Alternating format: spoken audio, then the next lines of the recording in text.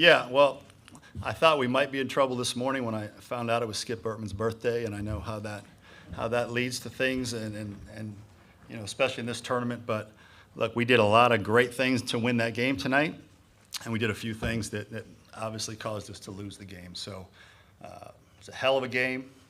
Both sides did things to win. Both sides did things to lose. They got the one more hit, and look, we got to wear it today, and we'll be ready to go tomorrow like we have been all year. All right, let's take questions for Cole, please. Please raise your hand if you have one. Anyone? On the second row, on the left. Cole, you're continued to hit the ball well. Can you take us through the at-bat in the sixth on the 2 RBI single? I felt like Christian Little's got a really good fastball. He's had a really good fastball since we were 14, so I was geared up for it and threw a cutter away, and I felt like I just stayed through it just enough to hit it in that gap and have a good at-bat for my team. All right, on the right side, third row. Cole, obviously giving it everything he could after the effort 2 days ago. Do you notice any fatigue or anything different about Chris in the ninth inning from behind the plate? No, I didn't. I thought Chris was himself. I thought, maybe a few pitches got back to the middle of the plate, but I thought Chris was himself. And, like I told him after the game, nothing to hang his head about. He's an assassin up there, and just keep doing what he's doing. Next question for Cole. In the center of the room, second row. Hey, Cole, when Matt came out to chat with Chris there, and I think it was the ninth, what did he say to Chris and you guys, in that moment? It was more of like just making sure we're covering everything if he was to bunt there. But, Matt at the end of the day told Veach, like, hey, it's time to like buckle down and be who you are, and stuff just didn't go our way. Any more questions for Cole? If not, Cole, we appreciate your time tonight. Thank you. See you again tomorrow.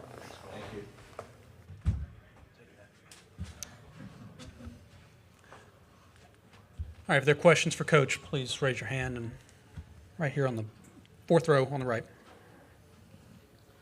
Alex Day, College Baseball Central. Coach, was there any hesitation in going to Veach in that situation with him having thrown 67 pitches on Tuesday? No, he made it very clear that if we got in the right spot, that he felt he had probably 3 to 4 outs in him. He made it very clear, and we were in the right spot. This he's obviously done for the weekend. We had made the decision that if he did pitch today, that would be it for the week.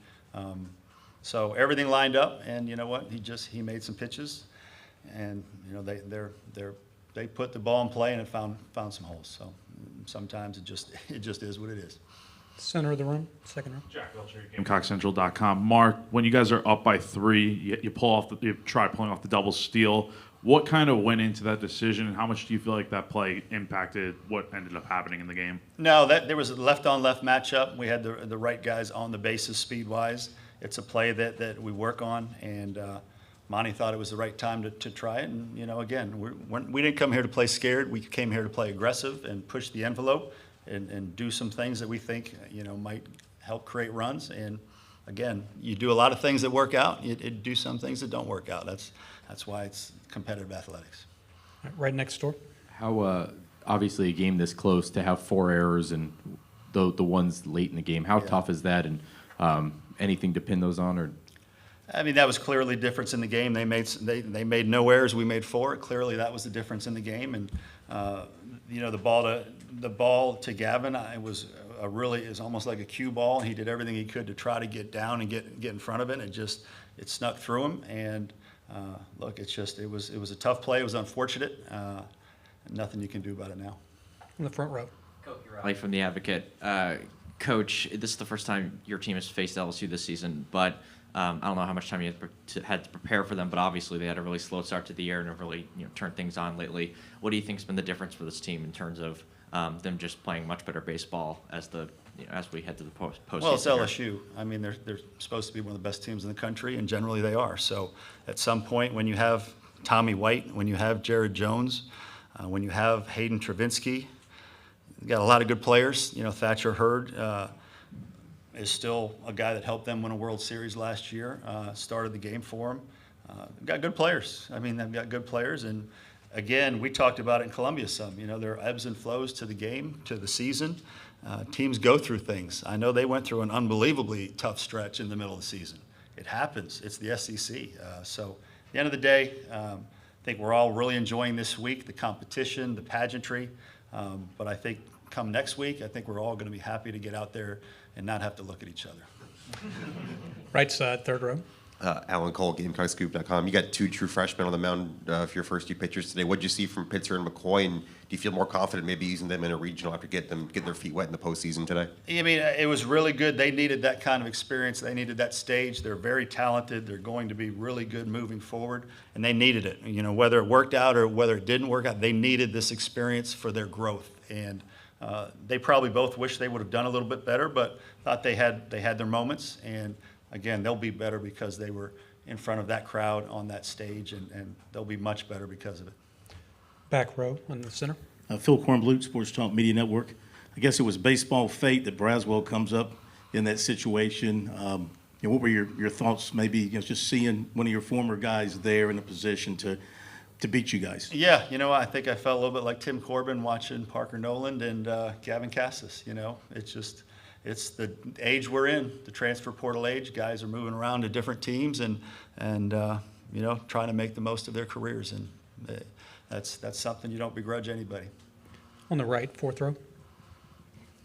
On the sacrifice fly that tied the game, you went out to chat with the umpires. Were you trying to challenge something there, or Yeah, what was that? we were just trying to see if they were absolutely 100% positive, because we had already appealed it, and the umpire was right there, and they just felt like there was no reason to go look at it, and we didn't go. But we talked about it, and the umpire assured me that he was 100% positive the guy did not leave early. At second. Front row. Coach, how have you seen Michael Braswell's game evolve since he's departed for South Carolina? Yeah, we didn't play them this year, so it's hard for me to say. Outside of today, that's a hard thing to say. Any more for Coach in the back center? So when you have a tough loss like this, you got to turn around and play tomorrow afternoon against a really good Kentucky team. Yeah. I mean, you concerned that your guys have emptied their tank? Is there anything left in the tank? Yeah, I mean, again, if you watch our guys love to play. There was disappointment in that dugout. It stings, and the only reason it stings is because it matters so much, and they love playing together. So they get a chance to do it again tomorrow. That was our message. If it didn't sting so much, it's because it doesn't mean that much. And look, it was a hell of a game. It's a hell of a week, and it's going to serve us well moving into next weekend. One of these teams was going to be very disappointed coming in here tonight. Today's our turn. But it doesn't do anything for our resolve to continue to get better, continue to support each other, and be ready for the next one. All right, any more for Coach? If not, Coach, thanks for your time. We'll see you tomorrow. Thank you, everybody.